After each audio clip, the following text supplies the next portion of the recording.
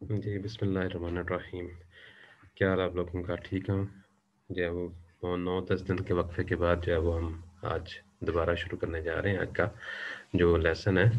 तो आपको याद होगा कि हमने लास्ट टाइम जो है वो चैप्टर नंबर जो है वो 4 पढ़ रहे थे कंप्यूटर आर्किटेक्ट का।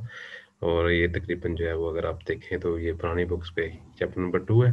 तो इसके अंदर जो अभी तक जो हमने पढ़ा था उसके मुताबिक जो है अगर देखा जाए तो ये इसमें हमने जो है कंप्यूटर आर्किटेक्ट के अंदर जो है वो शुरू के अंदर वान न्यूमैन डिज़ाइन जो था उसके हवाले से हमने बात की थी। तो वान न्यूमैन डिज़ाइन जो था वो बेसिकली एक ऐसा स्ट्रक्चर था जिसके मुताबिक क्या था कि हमने कहा था कि जो भी इंस्ट्रक्शन होंगी या सीक्वेंस ऑफ इंस्ट्रक्शन होगी वो जिसको हम आम तौर पर प्रोग्राम भी कहते हैं वो आम तौर पर एक मेमोरी के अंदर जो है वो लोड होंगी कंप्यूटर में। और वहाँ से इनके इंस्ट्रक्शन को एक-एक करके जो है वो रीड किया जाएगा और उनके ऊपर अमल करवाया जाएगा। तो ये एक सिंपल सा एक डिज़ाइन था जो कि वॉन न्यूमैन ने 1951 के अंदर जो है वो पेश किया था। तो ये एक जो है वो हमने शुरू के अंदर ये बात की थी। अब ये डिज़ाइन जो बड़ा सिंपल था इसके अंदर जो है वो आम तौर पर जो है वो डाटा आपका जो है वो लोड होगा रैम के अंदर और फिर उसके बाद उसको इंस्ट्रक्शन को एक-एक करके प्रोसेसर जो है वो उनको रीड करेगा, उसको जो है वो इसके ऊपर एंटरटेनमेंट जो है इसके ऊपर अमल करवाएगा। तो ये चीज़ जो थी वो कंप्यूटर आर्किटेक्ट के अंदर जो पहला टॉपिक था वॉन न्यूमैन जो है वो डिज़ाइन जो कि आम तौर पर शॉर्ट क्वेश्चन की शक्ल में आपको पूछा जाता है, उसके अंदर हमने ये बात की थी। उसके बाद हमने जो है वो कंप्यूटर आर्किटेक्ट की बात की कि व्हाट इज़ कंप्यूटर आर्किटेक्ट। ये आपको अमूमन लॉन्ग सवाल पूछा जाता है कि जो है वो कंप्यूटर आर्किटेक्ट क्या होता है, उसके जो है वो आम तौर पर जो है इसके पार्ट्स कौन से होंगे। तो कंप्यूटर आर्किटेक्ट के अंदर जब हमने बात की थी तो उसके पहले सबसे पहले उसको हमने डिफाइन करना था। हमने कहा था कि डिफाइन जो है वो कंप्यूटर आर्किटेक्ट क्या होगा। तो डिफाइन करना होगा उसका मतलब क्या होगा, यानी जिसके अंदर हमने ये बताना है कि कंप्यूटर जो है वो डिफरेंट पार्ट्स के ऊपर जो है मुश्तमिल होता है। मुख्तलिफ पार्ट्स कंप्यूटर के अंदर मौजूद होते हैं और इन पार्ट्स जो है वो एक बाकायदा एक तरीके के साथ उनको अरेंज कर देंगे हम। इनको जो है वो एक तरीके के मुताबिक उनको अरेंज करेंगे। ठीक है? तो जिसमें हर कंप्यूटर जो है वो ज़ाहिर है आपको पता है कि इसमें सारे कंप्यूटर के अंदर जितने भी पार्ट्स होंगे वो सारे मुख्तलिफ तरह के काम करते हुए नज़र आते हैं। तो इसकी जो डेफिनेशन होगी वो ये होगी the way in which the various component of the computer system are जो है वो कनेक्टेड विद ईच अदर, यानी वो तरीकाकार जिसके तहत कंप्यूटर के मुख्तलिफ कंपोनेंट्स को आपस में हम जोड़ देते हैं, उनको हमने नाम दिया था कंप्यूटर आर्किटेक्ट का। तो कंप्यूटर आर्किटेक्ट के अंदर जो है वो आपने वो एक बेसिक ड्राइंग भी इसमें पढ़ी थी। तो उसमें ड्राइंग के अंदर हमने ये देखा था कि ये जो है वो कौन-कौन से इसके पार्ट हैं और किस तरीके से उनको हम अरेंज करते हैं। ये हमने इसमें एक बेसिक डिज़ाइन जो है वो उसकी हमने बात की थी। तो हमने कहा था कि इसके अंदर जो है वो इनपुट डिवाइसेज़ होती हैं, सेंट्रल प्रोसेसिंग यूनिट होता है जिसके आपको पता है कि 2 इसके पार्ट्स होंगे। इसके अलावा इसमें हमारे पास जो है वो आउटपुट यूनिट होता है इसके अलावा, और इसके अलावा हमारे पास मेमोरीज़ होती हैं। वो आपको पता है कि इसमें 2 इंटरनल मेमोरी और एक्सटर्नल मेमोरी 2 तरह की ये मेमोरी होती है। तो ये इसका जो है बेसिक पार्ट था जो कि कंप्यूटर आर्किटेक्ट था जो जो उसमें मौजूद था। तो इसके अंदर अगर आपने देखा था तो हमने कहा था कि इसमें सीपीयू जो है वो main brain of the computer होता है, सेंट्रल प्रोसेसिंग यूनिट जो है ब्रेन ऑफ द कंप्यूटर होता है। और इसके बुनियादी तौर पर इसके 2 पार्ट्स होते हैं जिसको हम एएलयू और कंट्रोल यूनिट कहते हैं। तो ये जो एएलयू है ये अरिथमेटिक एंड लॉजिकल यूनिट कहलाता है बेसिकली। और इसके अंदर जो है 2 तरह के काम होते हैं, अरिथमेटिक्स और उसके अलावा लॉजिक के। अरिथमेटिक पोर्शन के अंदर जो है वो प्लस माइनस ज़रा तक़सीम और जो है उसके अलावा कंपैरिज़न के अंदर less than greater than equal to less than equal to वगैरह ये सारा कुछ इसमें आ जाएगा। और लॉजिकल पोर्शन के अंदर एंड आर और नॉट जो है वो ये सारा आ जाता है। तो ये हमने कहा था कि कंप्यूटर बेसिकली सारा का सारा लॉजिक है। दो यानी लॉजिक के ऊपर ये कंप्यूटर जो है ये बेस करता है। ठीक है? तो फिर ये जो है ये सीपीयू जो है इसके हवाले से शॉर्ट क्वेश्चन की शक्ल में डेफिनेशन भी आपको पूछी जा सकती है कि व्हाट इज़ सीपीयू। तो सीपीयू के बारे से आपने ये बताना है। एक सवाल आगे भी आएगा जो कि सीपीयू के बारे से मौजूद है। बस अगर इसकी शक्ल जो है अगर आपने देखी थी उस वक़्त भी और आप भी ये जो है वो उसका पीछे वाला हिस्सा है और ये वाला उसको इस तरीके से मदरबोर्ड के अंदर ये अटैच होता है। ये आपको मदरबोर्ड नज़र आ रहा है, जहाँ पे ये चीज़ जो है वो लगी होती है, इस फैन के नीचे। फिर हमने यहाँ पे जो है वो कहा था कि जिसके जो आर्किटेक्ट के अंदर हमने कहा था कंप्यूटर में दूसरा पार्ट जो है उसका वो रैम कहलाता है, मेमोरी जिसको कहते हैं।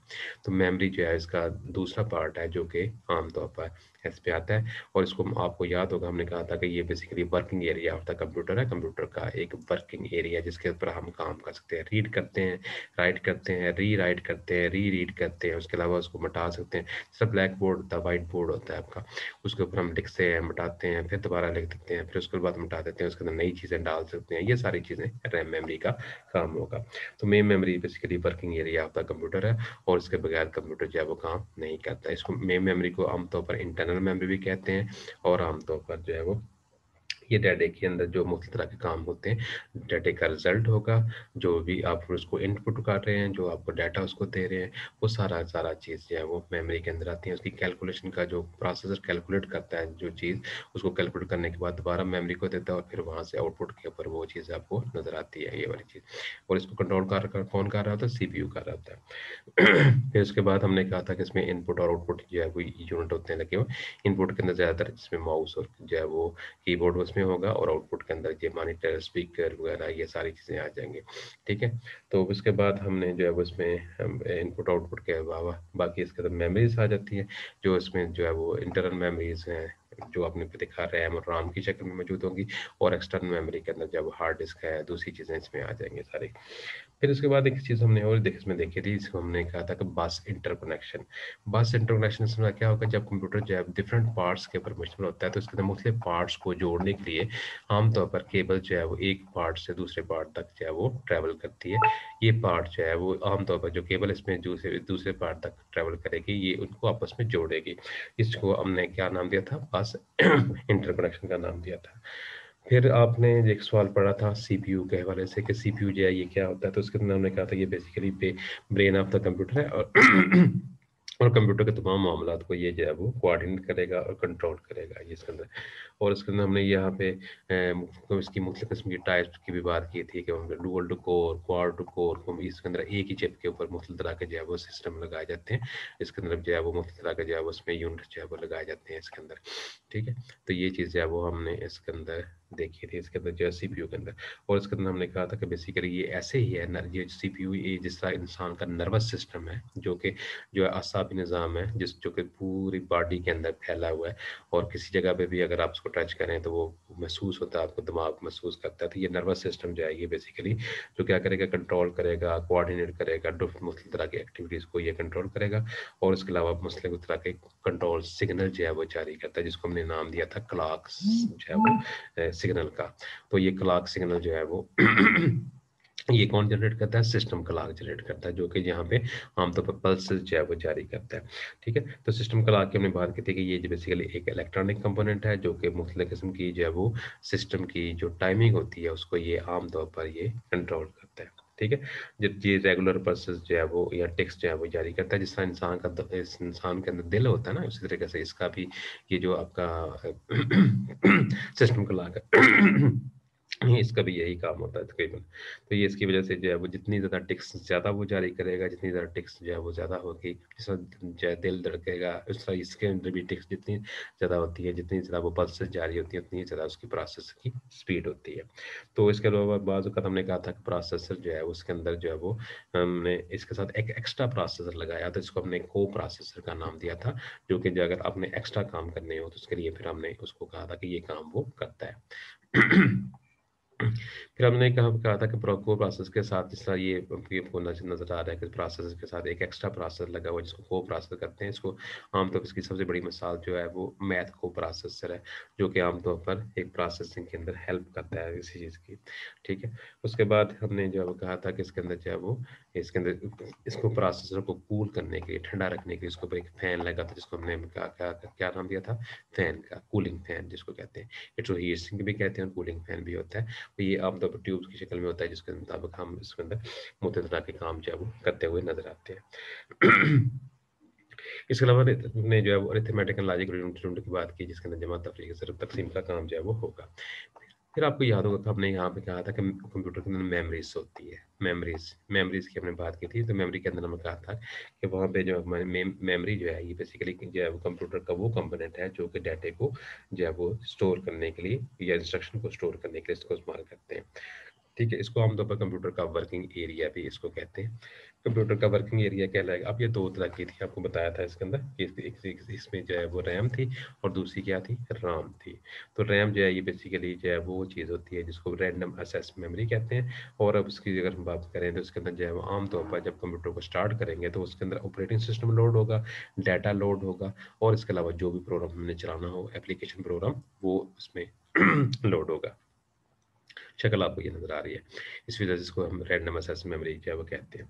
अब इसकी जब स्ट्रक्चर की हमने बात की थी तो हमने कहा था कि इसके अंदर जो आम तौर पर स्ट्रक्चर के अंदर डिफरेंट तरह के इसके सेल्स होते हैं, बेशुमार इसके अंदर छोटे-छोटे सेल्स होते हैं, जिनको जो है वो लॉजिकली तौर पर हम अरेंज करते हैं जो है वो इन द फॉर्म ऑफ जो है वो बाइट्स, यानी 8-8 का ब्लॉक बना के उसके अंदर जो है उसको अरेंज कर देंगे। और हर जो है ब्लॉक का एक एड्रेस होगा जो कि जो हमने कहा था कि इसका जो है वो सेल एड्रेस कहलाता है बेसिकली। ठीक है? तो ये जो सेल एड्रेस जो है उसके अंदर हमने ये बताया क्या था कि ये सेल एड्रेस उसका होता है, ये सेल एड्रेस कहलाता है। अब जो भी सीपीयू ने जो है जो चीज़ हासिल करनी होती है, ये जो डाटा आपका स्टोर करना होता है, वो बेसिकली जो है वो सेल एड्रेस के तहत हो सकता है। और जितना टाइम वो लेता है सेल तक पहुंचने के लिए, उस सेल तक पहुंचने इसको आप आमतौर पर मेमोरी एक्सेस टाइम कहते हैं, टाइम टेकन जो है। इसका मुजाहरा डिफरेंट किस्म किस्म की रैम्स जो है वो आपको बताया था कि होती हैं मुख्य तरह की, जिसमें जो है शुरू के अंदर जो है वो 2 MB की, फिर उसके बाद 4 की, 8 की, इस तरह ये आजकल अगर देखा जाए तो ये 4-5 GB तक ये चीज़ जो है वो चली गई है, बल्कि इससे भी ज़्यादा इसकी कैपेसिटी जो है ये मौजूद है जो लेटेस्ट कंप्यूटर मौजूद है। तो बेसिकली रैम जो है ये क्या होगी, एक वर्किंग एरिया होती है। रैम को आमतौर पर वोलाटाइल जो है वो कहते हैं, जो कंटेम्प्रेरी होती है वोलाटाइल में क्या होगा, टेम्परेरी मेमोरी होगी। और उसके अलावा जो वो मेमोरी जो परमानेंट हो, जिसको हम राम कहेंगे, वो जो है वो क्या होगी, वो उसको हम आमतौर पर कहेंगे कि ये जो है वो वोलाटाइल मेमोरी कहलाती है। यानी जो वोलाटाइल जो है रैम कहलाएगी, और जो नॉन वोलाटाइल है वो आपकी वो मेमोरी होगी जो कि बुनियादी तौर पर जिसको जो परमानेंट होती है। फिर हमने यहाँ पे रैम की बात की थी कि रैम की टाइप्स कौन सी होती हैं। तो रैम की टाइप्स की जब हमने बात की थी तो यहाँ पे रैम की टाइप्स में अंदर जो है वो हमने कहा था कि बुनियादी तौर पर इसके अंदर जो है वो 3 तरह की इसमें रैम्स आती हैं। इसके अंदर हमने कहा था कि रैम जो है वो इसमें एस रैम, स्टैटिक रैम इसमें मौजूद होती है, डायनामिक रैम होती है, और इसके अलावा इसमें मैग्नेटिक रेजिस्टिव रैम होती है, मैग्नेटिक रेजिस्टिव। ये इसकी जो है वो हमने कहा था कि ये जो है इसकी डिफरेंट किस्में होती हैं। जो आपकी जो डी रैम है, जिसको हम डायनामिक रैम हम कहते हैं, ये बेसिकली जो है वो इलेक्ट्रिकल चार्ज के ऊपर बेस करती है। इसको बार बार हमें चार्ज करना पड़ता है और उसमें कंटेंट्स जो है इसके लूज हो जाते हैं, ज़ाया हो जाते हैं। और इसके अलावा हमने कहा था कि जो स्टैटिक रैम होती है इसको हमें बार बार चार्ज करने की हमें ज़रूरत जो है वो नहीं होती, और इसके मुताबिक इसको हम आमतौर पर जो है वो उसको यूज़ करते हैं जो है वो जब हमने थोड़ा सा फास्टली काम करना होता है। ठीक है? तो उसके बाद हमने ये इसमें मैग्नेटिक रैम की जब हमने बात की थी तो हमने कहा था कि मैग्नेटिक रैम के अंदर जो है वो हमसे store data using the magnetic charge instead of electrical charge जो है ये इसमें इसके जरिए हमने कहा था। इसके बाद उसने कहा था कि हमने ये बात की थी कि इसके अंदर इसके कुछ मॉड्यूल्स होते हैं। मॉड्यूल्स का क्या होगा कि ये किस तरह के होंगे। इसमें आमतौर पर जो है वो सिम होगी, जो है वो उसमें सिंगल इन लाइन जो है जिसके एक तरफ इस तरह के ब्लॉक्स होंगे वो सिंगल मेमोरी कहलाती है, सिम कहलाती है। जिसके इस तरह के ब्लॉक दोनों तरफ होंगे उसको हम आमतौर पर डिम कहते हैं। और इसके अलावा इसके अंदर जो है वो आमतौर पर जो है वो रैम्बस होती है, जिसको आमतौर पर जो है वो रिम कहते हैं, जो कि आमतौर पर इसकी शक्ल जो है थोड़ी सी डिफरेंट होती है। ये 3 तरह की इसके अंदर रैम जो है वो होती है। ये भी हमने जो है वो उसमें डिटेल के साथ देखा था। और उसके बाद मेमोरी जो है वो किस तरह होती है, जब कंप्यूटर को हम स्टार्ट करते हैं तो क्या होता है, सेकेंडरी मेमोरी से अंदर जो डाटा आपका प्राइमरी मेमोरी के अंदर लोड होगा, और वो चीज़ जो है वो बड़ी तेज़ी के साथ उसके अंदर जो है वो डाटे के अंदर आ जाती है। तो बेसिकली बहरहाल ये है कि ये इसकी हमने टाइप की बात की थी, डायनामिक रैम की, स्टैटिक रैम की, और उसके अलावा इसको हमने कहा था कि SDRAM क्या क्या होती है। ये सारी चीज़ें हमने पहले ऑलरेडी देखी हुई हैं जितनी भी हैं। फिर हमने यहाँ पे कैशे मेमोरी की बात की थी, कैशे मेमोरी। तो कैशे मेमोरी बुनियादी तौर पर जब क्या होती है, जो कि आमतौर पर रैम और प्रोसेसर के दरमियान हम एक एक्स्ट्रा चिप लगाते हैं जो कि आमतौर पर कैशे कहलाती है। तो ये भी हमने कहा था कि ये जो है वो टेम्परेरी स्टोरेज एरिया है जिसको कैशे कहते हैं, जो है वो आमतौर पर जो है वो ये प्रोसेसर के साथ ही तकरीबन ये लगी होती है ये आमतौर पर। ठीक है? तो प्रोसेसर देन जब कंप्यूटर जो है मेन मेमोरी का सोर्स होता है उसके अंदर ये चीज़ मौजूद होती है। फिर उसके अंदर हमने मेमोरी जब कैशे की बात की थी तो हमने कहा था ये 3 तरह की कैशेस होती हैं, L1 कैशे, L2, ये दोनों जो है प्रोसेसर के ऊपर बनी होती हैं, उनका साइज़ छोटा होता है। लेकिन L3 कैशे जो है ये आमतौर पर मदरबोर्ड के अंदर ये लगी होती है। ये अगर आपने फिगर भी आपको दिखाई थी उस लास्ट टाइम। L1 कैशे जो है आमतौर पर प्रोसेसर के अंदर होगी, उसकी कैपेसिटी जो है वो थोड़ी होती है आमतौर पर जो है वो चिप के अंदर, और ये 32 किलोबाइट से 16 किलोबाइट तक होगी। फिर उसके अलावा L2 जो है वो भी प्रोसेसर के अंदर ही मौजूद होगी, लेकिन ये इसकी कैपेसिटी थोड़ी सी ज़्यादा होती है, 16 MB तक चली जाती है। फिर ये L3 कैशे जो है ये आमतौर पर रैम और प्रोसेसर के दरमियान जो है वो हमने एक एक्स्ट्रा चिप लगा देते हैं, जो कि आमतौर पर मेमोरी चिप कहलाती है। ठीक है, तो बहरहाल ये जो है ये हमारी वो चिप थी जो कि हमने बात की थी कैशे के वाले से। तो ये बहरहाल ये कैशे का अगर जवाब आ जाए कि ये आमतौर पर डाटा को स्पीड अप करने के लिए इसको हम इस्तेमाल करते हैं। जब डाटा की जो है वो जब हमने स्पीड करनी हो, कंप्यूटर की स्पीड को अंदर इजाफा करना हो, तो बहुत सारे काम जो है वो कैशे मेमोरी की ही करते हैं, ये करती है। फिर उसके बाद हमने जो बात की थी राम की, तो राम जो है बनाई, तो इसकी शक्ल आपको नजर आ रही है, जो आमतौर पर चिप की शक्ल में मौजूद होगी। तो ये एक छोटा सा होगा बॉक्स जिसके अंदर जो है वो आमतौर पर हमारा हमने वो डाटा जो कि हमने परमानेंटली तौर पर रखना होता है, वो हम जो है वो इसके अंदर जो है वो डाल देते हैं। और वो जो है ये क्या होगा, ये किस्म का जो है वो कंप्यूटर को स्टार्ट फ्राहम करता है, ये जो चिप होती है अभी। ठीक है, ये चिप जो होगी ये कंप्यूटर को स्टार्ट फ्राहम करेगी, ये जो राम चिप होती है। तो राम जो है ये बुनियादी तौर पर जो है वो क्या होगा, रीड ओनली मेमोरी होगी, और जो है वो ये आमतौर पर कंप्यूटर की इंटरनल मेमोरी होती है, और उसको आमतौर पर हम नॉन वोलाटाइल कहते हैं। नॉन वोलाटाइल का पक्का होगा, लेकिन इसके अंदर जो है वो शुरू के अंदर आपने ये देखा था कि इसकी तीन इसकी टाइप्स थी। तो अगर ये भी सवाल भी आपको जो है वो लॉन्ग सवाल के तौर पर आ सकता है कि what is the memory, what are the memories, memories क्या होती हैं, और उसकी टाइप्स बता दें, और फिर जो है वो राम की किसी टाइप के बारे में पूछ लें। तो फिर उसके में हमने जो है वो उसके मुताबिक उसको देख लेना है कि ये जो है वो राम की कौन कौन सी इसकी टाइप्स है मौजूद है। ठीक है, तो ये सारी जो है वो हमारे राम की टाइप्स जो है वो इसमें आपने देखा था। तो यहाँ पे राम के अंदर प्रोग्राम था, हमने कहा था, फिर ई प्रोग्राम की बात की थी, फिर हमने कहा था ई प्रोग्राम है। तो ये तीन तरह की इसकी बेसिकली ये टाइप्स थी। तो हमने कहा था राम जो है ये बुनियादी तौर पर ये नॉन वोलाटाइल मेमोरी होती है, और जो इसका डाटा वो जो आपकी कंपनी मदरबोर्ड बना रही होती है वो कंपनी अपनी वो मदरबोर्ड के हवाले से जो भी इंफॉर्मेशन होगी इन चिप के अंदर डाल देगी, और फिर वो इन चिप की जो है ये कंप्यूटर को आमतौर पर स्टार्ट फ्राहम करेगी, ये जो आराम है ये चिप है। फिर इसकी हमने टाइप्स की बात की थी, मैंने कहा था कि शुरू के अंदर ये प्रोग्राम जो है इसकी टाइप्स की जब हम बात करते हैं, तो शुरू के अंदर ये आमतौर पर ब्लैंक चिप होती है, लेकिन जब इसके ऊपर एक दफ़ा डाटा रीड कर लिख लिया जाता है तो उसको हम दोबारा मिटा नहीं सकते। इसको कहते हैं प्रोग्रामेबल रीड ओनली मेमोरी, ये जिसको एक दफ़ा जब प्रोग्राम करते हैं किसी सॉफ्टवेयर के ज़रिए, तो उसको आमतौर पर जो है वो हम प्रोग्रामेबल रीड ओनली मेमोरी कहते हैं। ठीक है, उसके बाद ई प्रोग्राम था जिसको हम अगर हम चाहें तो किसी खास मेथड के तहत जो है उसको इरेज भी कर सकते हैं। इरेजेबल प्रोग्राम मेमोरी जो है, कहते हैं प्रोग्राम रीड ओनली मेमोरी जो है that can be erased and reused. ठीक है, इसको दोबारा से इस्तेमाल किया जा सकता है। इरेज जो है इज कॉल्ड द शाइनिंग, और उसके अलावा इसकी जो है वो शिनिंग, इसकी जो है वो लाइट आमतौर पर अल्ट्रावायलेट लाइट के जरिए जो खास किस्म की रोशनी होती है उसके तहत इसको वॉश किया जा सकता है। फिर उसके बाद हमने ई प्रोग्राम की बात की थी, जिसकी की थी कि इलेक्ट्रिकली जो है वो इरेजेबल जो होती है, जिसको हम किसी खास मेथड के तहत उसको हम अरेज कर देते हैं। ठीक है, फिर उसमें एक सवाल बाद होगा तो आपको आ जाता है कि वर्चुअल मेमोरी क्या होती है, और जो है वो कैशे मेमोरी के दरमियान डिफरेंस क्या होगा। वर्चुअल मेमोरी आमतौर पर जो है ये बाज़ औक़ात को एक जो है वो मेमोरी का एक ख़ास हिस्सा जो कि हार्ड डिस्क में अंदर भी हम बना सकते हैं, या किसी और जगह पे हम चिप की शक्ल में भी इसको लगा सकते हैं, वो आमतौर पर वर्चुअल मेमोरी कहलाता है। कहता है memory management technique where the secondary memory कौन सी होगी, हार्ड डिस्क होगी, can be used as if it were a part of the main memory, यानी वो इसके लिहाज से अगर देखा जाए तो वो रैम के तौर पर ही करती है, काम करती है। कभी आप अगर विंडो इंस्टॉल करें कंप्यूटर के ऊपर, तो आमतौर पर आपने देखा होगा विंडो इंस्टॉल करने के साथ वो तकरीबन हार्ड डिस्क के अंदर एक छोटा सा हिस्सा जो है वो सिस्टम फाइलों के लिए बना देता है, जिसको आमतौर पर वर्चुअल मेमोरी के तौर पर उसको हम लेते हैं। तो ये जो है वो आमतौर पर वो तकरीबन 100 MB का हो सकता है पोर्शन, ज़्यादा नहीं होता, छोटा सा पोर्शन होगा, तो इसको आमतौर पर वर्चुअल मेमोरी कहते हैं। द वर्चुअल मेमोरी यूजर जो है they use hardware and software to enable the computer to compensate for physical memory shortage by the temporarily transferring the data from the RAM to the, ये किस्म का helpful करती है ये class. तो यहाँ तक तकरीबन हमने जो है वो इसमें जो छुट्टियाँ थी उससे पहले हमने पढ़ा था। तकरीबन ये अराउंड अबाउट अगर आप इसमें देखेंगे तो आपकी बुक के तकरीबन 7 या 8 सवाल बनते हैं जो हमने वहाँ पे बात की थी।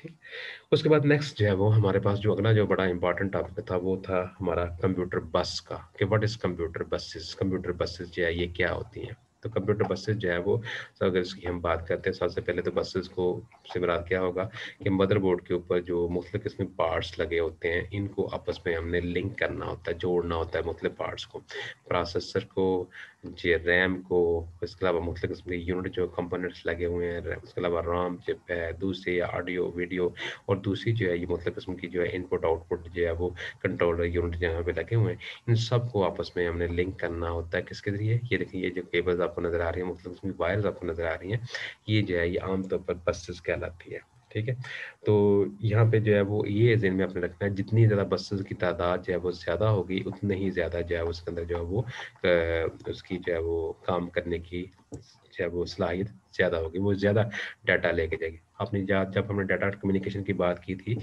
हमने कहा था कि नंबर ऑफ पैरेलल लाइंस, कि हमने बहुत सारी जब पैरेलल लाइनें हम इस्तेमाल करते हैं डाटे को ट्रांसफ़र करने के लिए, तो वो चीज़ जो है वो हमारी बात डाटा कम्युनिकेशन उतनी ही ज़्यादा फास्ट होती है। जबकि हमने बात की थी सीरियल के अंदर कि जिसमें एक वक्त के ऊपर एक बिट डाटा ही ट्रांसफ़र होती है, लेकिन जब ये जो दूसरा था इसके अंदर जो हमने कहा था पैरेलल ट्रांसमिशन के अंदर बहुत सारी लाइनें यूज़ करती थी। यही चीज़ यहाँ पे जब बहुत सारी चीज़ें हम जो है बहुत सारी जो है वो लाइन्स इस्तेमाल करेंगे डाटे को ट्रांसफ़र करने के लिए, ये चीज़ जो है वो हमारी जो है वो आएगी जो है वो बसेस की वजह से। तो वो क्या होगा कि अगर आप क्वेश्चन नंबर 9 है आपकी बुक के ऊपर, तो इसमें क्या है, computer consist of different component of such as the CPU, main memory, IO unit system. These component are interconnected by using the set of parallel line, जिनको आपस में हम जोड़ देते हैं मुख्तलिफ किस्म की लाइनों के जरिए।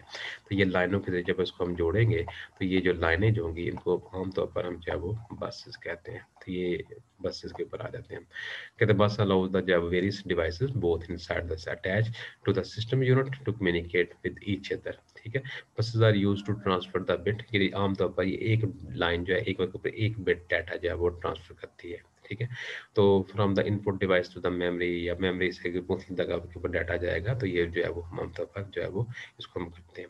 बस की अगर हम जिसकी अगर डेफिनेशन देखें अपनी बुक के ऊपर जो लिखी हुई है, तो उसने कहा set of electrical path through which the computer CPU send and receive the data and instruction, and also send the command signal to and from the different component of, यानी इसमें उसने ये कहा कि ये सेट ऑफ इलेक्ट्रिकल पाथ है, ये electrical buses हैं जो कि डाटे को एक जगह से दूसरी जगह पे जो है वो ट्रांसफर करती हैं, एड्रेस को ट्रांसफर करती हैं, इसके अलावा उसकी मतलब कमांड्स को ये ट्रांसफर करती हैं। और आमतौर पर इसमें अगर आप देखें तो इसमें आमतौर पर इसकी कैपेसिटी जो है वो डिफरेंट होती है। 8 से लेकर शुरू कर ले, 8 बिट से शुरू कर ले, 8 लाइनों से शुरू करके इसको ये 256 512 बाइट जो है वो लाइनों तक ये आजकल ये चीज़ जो है वो चली गई हुई है इसके अंदर जो है इसमें देखेंगे ना। ठीक है, तो ये बहरहाल इसके अंदर जो है थोड़ा सा इसमें था। अब इसके अंदर जो बस की विड्थ के ऊपर डिपेंड करता है कि कितना डाटा ट्रैवल करेगा। अब ये 2 तरह की होती हैं आमतौर पर, एक तो है वो इसकी 2 टाइप की बसेस होती हैं, एक आपकी एक्सपेंशन बसेस होती हैं और दूसरी इसके अंदर सिस्टम बसेस होती हैं। एक्सपेंशन बसेस होती हैं जो कि आपने दूसरे पार्ट्स को जब जोड़ना होता है तो उसको एक्सपेंशन बस कहते हैं, और जो सिस्टम के अंदर मुख्तलिफ किस्म के पार्ट्स लगे होते हैं जब उनको हम जोड़ते हैं तो उसको हम सिस्टम बस कहते हैं।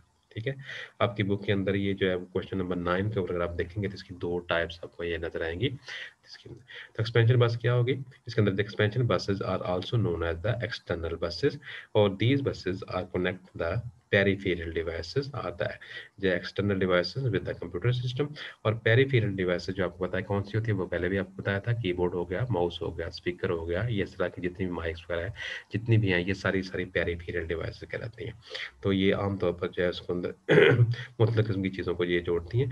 peripheral devices include the keyboard, mouse, modem, monitor, printer वगैरह, ये एक्सपेंशन बसेस कहलाती है। एक्सपेंशन जो इजाफा कर रही है और इसके अंदर आमतौर पर पीसी इनको बसेस भी कहते हैं, एजीपी बसेस भी कहते हैं, यूएसबी है, इसके अलावा इसमें फायर वायर है, पीसी कार्ड है, ये सारी चीज़ें इसके साथ जोड़ेंगे। ठीक है, आईएसए स्लाइड है, ये है वो आमतौर पर इसके साथ जोड़ते हैं इसमें, ये फिर ISA, ये होती हैं PCI है, AGP है, USB है, ये सारी चीज़ें हमारे पास एक्सपेंशन बस कहलाती हैं। जो सिस्टम बसेस हैं, ये क्या होंगी? The system buses are also called the internal buses, जिनको हम आमतौर पर इंटरनल बसेस भी कहते हैं। The system buses are the part of the motherboard, ये मदरबोर्ड का ऊपर ही जो लाइनें होती हैं उसको सिस्टम बस कहते हैं। ठीक है, मदरबोर्ड के ऊपर जो लाइनें होंगी वो क्या होंगी? सिस्टम बसेस कहलाएंगे। ठीक है, तो ये जो मदरबोर्ड के ऊपर जो मुख्तलिफ किस्म की लाइन्स आपको नजर आएगी, ये मदरबोर्ड आपने शुरू में जो हमने देखा था, ये आपको मुख्तलिफ किस्म की लाइन्स आपको नजर आ रही हैं, ये वाली सारे के सारे। ये जो है मुख्तलिफ पार्ट्स को ये आपस में लिंक करती हैं, तो इनको हम क्या कहेंगे? सिस्टम बसेस कहेंगे। ठीक है, तो आमतौर पर ये मदरबोर्ड के ऊपर मौजूद होती हैं। The system buses are the part of the motherboard, ये मदरबोर्ड का हिस्सा होती हैं। These are used to connect the main component of the computer, कहते हैं ये कंप्यूटर के मुख्तलिफ कंपोनेंट, मतलब प्रोसेसर को आपने रैम के साथ जोड़ना है, रैम को आपने राम के साथ जो है वो जोड़ना है। इसके अलावा इसके रैम को साथ AGP स्लॉट है, दूसरी स्लॉट्स हैं, वीडियो स्लॉट है, या दूसरी जो है ये वाली जो स्लॉट्स हैं, इनके साथ अगर आपने जोड़ना होगा तो सबके साथ जो है वो आमतौर पर हम सिस्टम बसेस को ही यूज़ करते हैं, जो कि मदरबोर्ड के ऊपर ही लाइनों की शक्ल में मौजूद होती हैं। ठीक है, तो ये जो है ये आपके पास ये मदरबोर्ड का ये मेन हिस्सा होता है। CPU और मेन मेमोरी, नॉर्मल कंप्यूटर के मुख्तलिफ पार्ट्स में। अब ये जो सिस्टम बसेस हैं, इसको फर्दर हम जो है वो तकसीम करेंगे 3 पार्ट्स के अंदर। ठीक है, नंबर 1 इसमें डाटा बस होगी, नंबर 2 एड्रेस बस होगी, नंबर 3 जो है वो कंट्रोल बस होगी। ये 3 जो है इसके मेन सिस्टम बस के ही पार्ट्स होते हैं। ये बड़ा इंपॉर्टेंट सवाल होता है जो कि आमतौर पर इसके अंदर हम इसको पूछते हैं कि जी what are the system bus, या व्हाट आर द बसेस, और what are the type of buses. अगर तो ये लॉन्ग सवाल आपको आ जाए 8 नंबर का, तो फिर तो आपने ये कंप्लीट लिखना है। सिर्फ 2 टाइप्स में बताने के लिए ये जो एक्सपेंशन और सिस्टम बस है, फिर आपने सिस्टम बसेस को मजीद आपने एक्सप्लेन जो है वो करना है इसके अंदर। तो ये इसमें ज़रा देर में रखिएगा। तो इसमें जो है वो नंबर 1 इसके अंदर जो है वो हमारे पास जो आएगा डाटा बसेस है, उसके अलावा एड्रेस बस है, उसके अलावा इसमें कंट्रोल बस है। तो ये जो डाटा बस है बुनियादी तौर पर ये क्या होगी? जो कि डाटे को लेके जाएगी, जो डाटे को लेके तरतीब के साथ जाती है, डाटा लेके जाएगी भी और डाटा लेके भी आएगी भी। डाटा जो है वो मुख्तलिफ जो यूनिट्स के अंदर जो है ये होता है, मौजूद होता है, उसके अंदर जो है इसको इस तरह की बसेस को हम क्या कहते हैं? डाटा बस कहते हैं। तो दूसरे नंबर पे जो हमारी बस थी वो एड्रेस बस थी, जो कि क्या करती, जो कि ये बताएगी कि डाटे को कहाँ से लेके आना है, और फिर उसके अलावा जो प्रोसेसर होता है उसको मुख्तलिफ उसके यूनिट्स के मुताबिक जो है वो उसको प्रोसेस करवाता है इसके मुताबिक। ठीक है, फिर इसके अलावा कंट्रोल बस जो है आमतौर पर मुख्तलिफ तरह के कंट्रोल सिग्नल जो है ये जारी करती है, ये जो है कंट्रोल बस कहलाती है। तो ये टाइप ये बसेस की जो मुख्तलिफ टाइप्स हैं, ये थोड़ा सा लॉन्ग सवाल है, तो ये कल एपिसोड हम दोबारा इसको शुरू करेंगे बसेस के बारे से, और उसको साथ इसको मजीद इसको देखेंगे बसेस कौन सी होती हैं। क्वेश्चन नंबर जो है वो 10, क्वेश्चन नंबर 11 और क्वेश्चन नंबर 12, ये जो है वो हम 3 सवाल जो है इसके अंदर कल इंशाल्लाह देखेंगे इसमें करने के वाले से। ठीक है, तो अब इसके अंदर जो है वो मैं रिकॉर्डिंग तो स्टॉप कर देता हूँ।